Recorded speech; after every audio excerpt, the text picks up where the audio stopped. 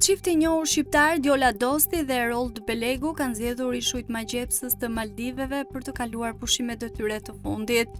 Dyshja po shijon ditë plot diell, det dhe qetësi në një nga vendet më luksoze dhe romantike në botë. Gjatë këtij viti, Djola dhe Eroldi kanë qenë mjaft aktiv me udhëtime në vende të ndryshme, por duket se Maldive ishte destinacioni ideal për të mbyllur sezonin me relaks dhe dashuri.